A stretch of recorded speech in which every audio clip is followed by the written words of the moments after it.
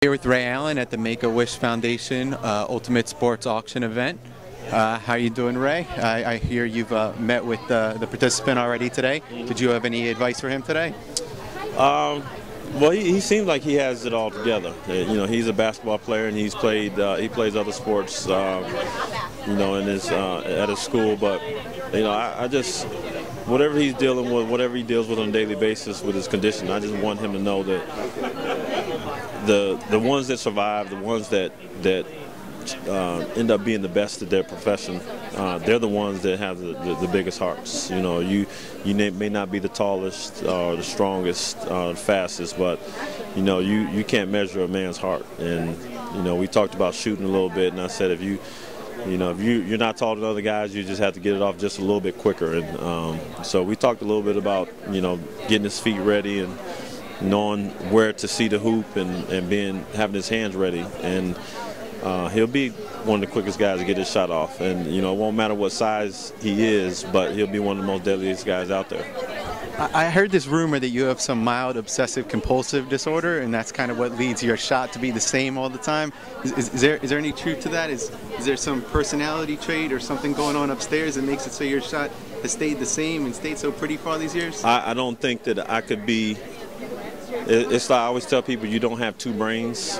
So what I do on the court really is the same that I have off the court. Like you know, my competitive value, my obsessiveness about, you know, finishing, you know, small little tasks, it carries over. So like I won't split poles, or if I'm walking with somebody, I was like, everybody go to the left side, or you know, small little things like that. Like I have to finish off, you know, my shots with 2 in a row, things like that, that, you know, at least convince me in my mind that I just finished a project, you know, shooting project, or, you know, I'll score 30 points tonight. Regardless of what ultimately happens, you know, the preparation for me has to be there, and that's the key, because you got to always know that you're ready. So that's what I can control.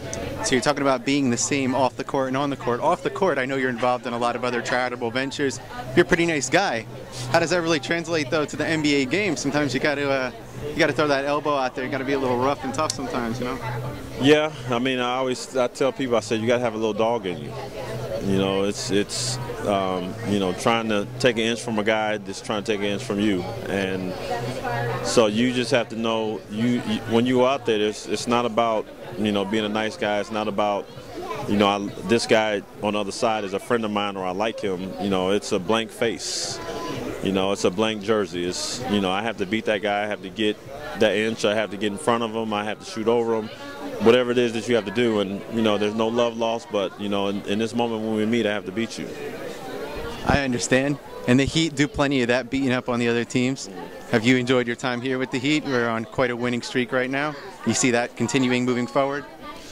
Well, I mean, I don't know how many games in a row we won, but it seems like every game is somewhat of a battle. And you look up, and we've put a couple together, but you know, every day is a grind, and you're trying to figure out that, wow, this game is so tough, and by the end of the night you feel so drained, but when you win, it's all worth it. So you know, we do whatever we can to build into that and get those wins, but ultimately we have one goal, and it's obvious we know what we want to do here. So it's a process that we have to build into and believe in it, and just stay on that train and make sure we keep moving in the right direction.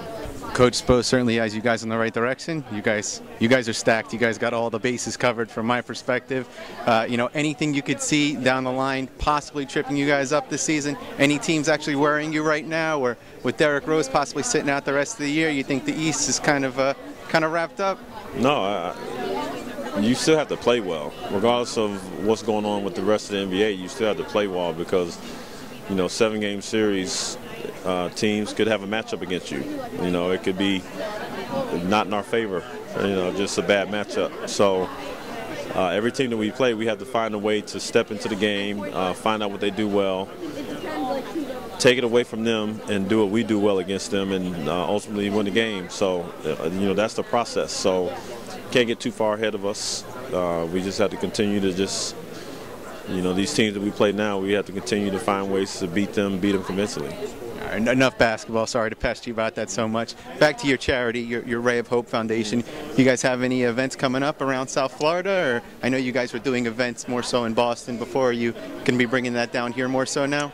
Well, we did an event, a Christmas event,